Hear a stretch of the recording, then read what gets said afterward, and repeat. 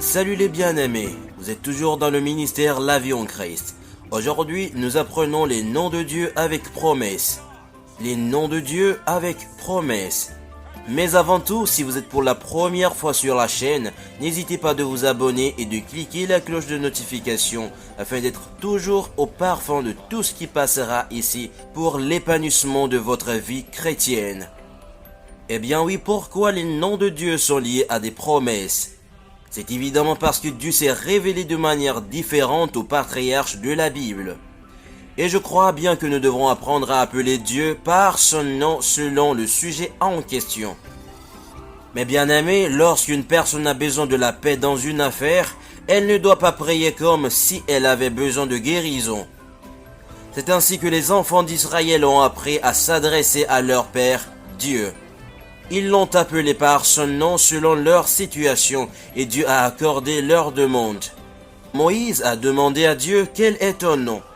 Comment vais-je mentionner ton nom devant les enfants d'Israël? Dieu a répondu « Yahweh, je suis qui je suis ». Alors qu'ils se déplaçaient dans le désert, Dieu s'est révélé d'une manière différente à eux. Chaque situation à laquelle Dieu s'en est occupé, il est appelé par son nom. L'ancêtre Abraham a appris à connaître différents noms pour Dieu. Isaac l'a fait et Jacob aussi. Dieu s'est révélé à eux à différentes occasions pour leur prouver qu'il est Yahweh. En fait, le mot Dieu n'est pas un nom, mais c'est un titre, et ce titre signifie celui qui existe par lui-même. Un autosuffisant, autonome, être suprême, être parfait. Les trois principaux noms de Dieu sont Adonai, Yahweh et Elohim.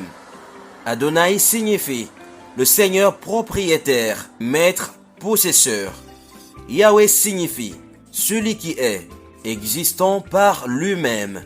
Elohim, c'est-à-dire Dieu, signifie un être tout-puissant en soi, incréé, suffisant en soi, autonome et celui qui subvient aux besoins.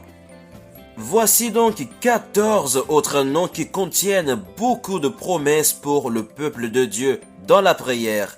Nous pouvons aussi les utiliser dans nos prières.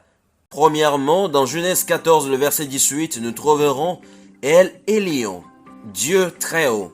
Numéro 2, Genèse 21, le verset 33, El Olam, Dieu de l'éternité. Numéro 3, Genèse 17, le verset 1, El Shaddai, Dieu tout-puissant. Numéro 4, Apocalypse 19, verset 15, El Gébor, Dieu puissant.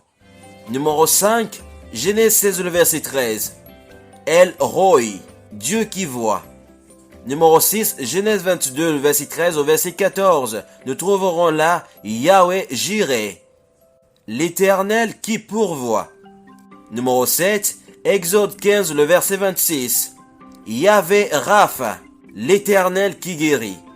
Numéro 8, Exode 17, le verset 15, Yahweh Nissi, l'Éternel mon étendard.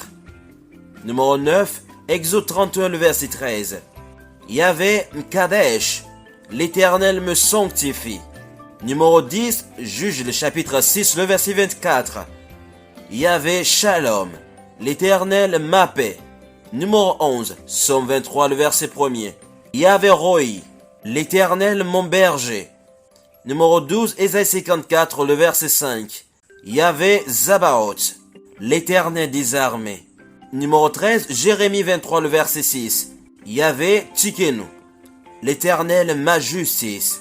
Et pour terminer, le numéro 14, Ézéchiel 48, le verset 35, Yahweh Shama, l'Éternel est ici, l'Éternel est présent. Voilà donc les noms de Dieu que nous pouvons invoquer pour plus de précision dans nos prières. Je ne doute pas de comment ça vous enrichira. Alors si vous l'appréciez, n'hésitez pas de liker et de le partager avec les autres.